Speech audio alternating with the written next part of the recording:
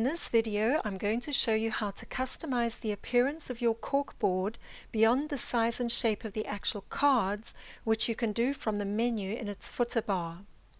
We're going to go up to Tools, Options, to bring up the Options dialog box and open the Corkboard tab. Here you can allow dragging and dropping of items onto your cards if you want to.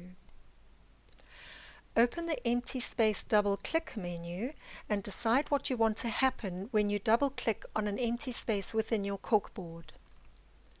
Then, within the Appearances section, open the Corners menu and decide whether you want to have your card corners rounded or square. Here's what they look like rounded, and here's what they look like square. Open up the Label Indicator menu and decide whether you want corner markers or pins on your labels. Moving on to Corkboard backgrounds, you have a couple of pre-loaded choices for your background.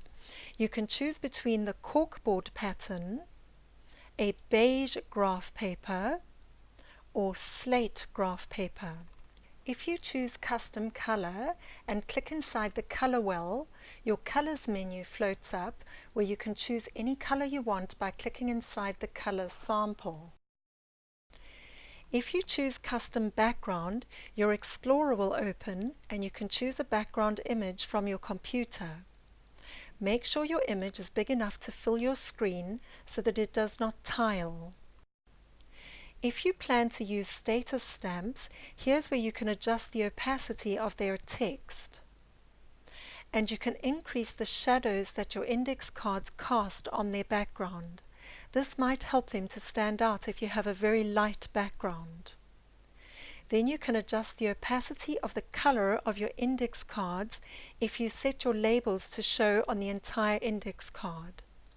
Just a quick reminder of how you do that. Go to the main menu and choose View, use Label Color In, and choose Index Cards from the little drop-down menu. Have fun playing around with all of these options until your corkboard looks exactly the way you want it.